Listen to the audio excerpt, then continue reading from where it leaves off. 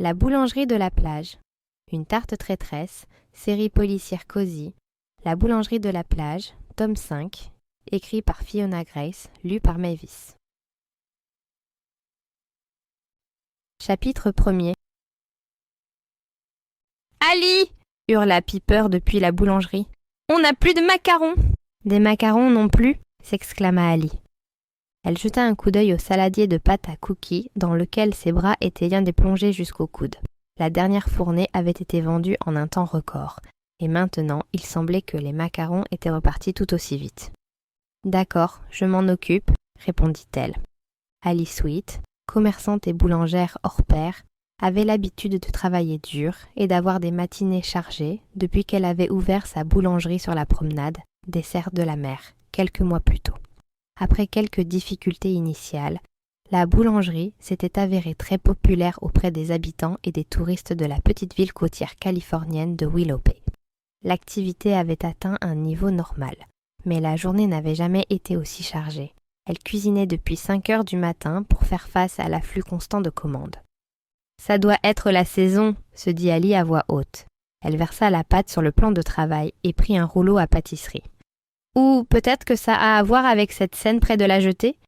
Souvent, des animations étaient organisées en ville, comme le festival de la gastronomie qui avait attiré Ali à Willow Bay en premier lieu, avant qu'elle ne tombe amoureuse de l'endroit et décide de s'y installer définitivement.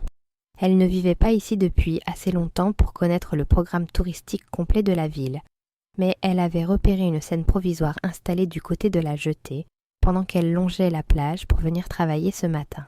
Un signe certain qu'une sorte de fête était à l'horizon. Quel genre exactement, cela restait à déterminer. Ali se mit à rouler la pâte à cookies à toute vitesse. Elle devait finir les biscuits au plus tôt si elle voulait refaire le plein de macarons en temps voulu.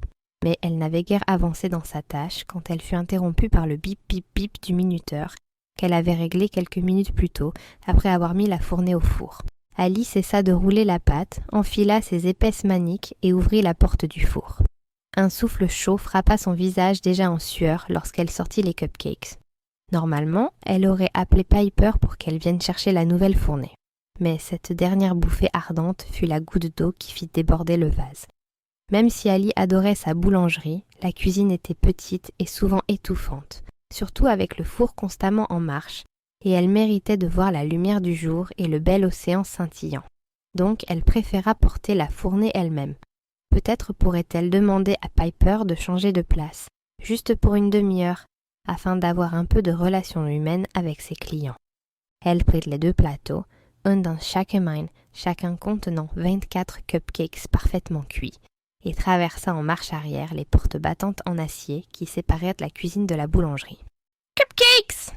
annonça-t-elle à Piper. Sa blonde assistante, qui tenait la caisse dans la boulangerie très lumineuse, sursauta à la voix de sa patronne. En se retournant pour lui faire face, Ali aperçut la salle de restauration pittoresque de la boulangerie pour la première fois depuis qu'elle y était entrée ce matin à l'aube.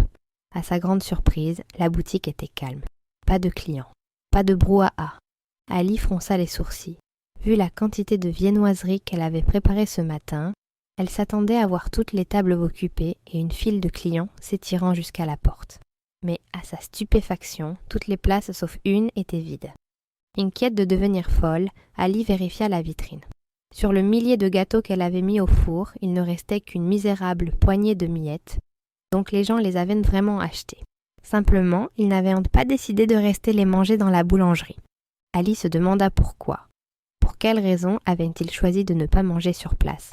Après tout, cela faisait partie de l'expérience dessert de la mer, et Ali avait fait beaucoup d'efforts pour s'assurer que le style shabby chic collait à l'ambiance de sa boulangerie super mignonne, avec ses tissus floraux en chintz, ses étagères et des tables en bois non verni, et sa palette apaisante de couleurs pastel qui ajoutait à la bonne impression des touristes qui s'y arrêtèrent.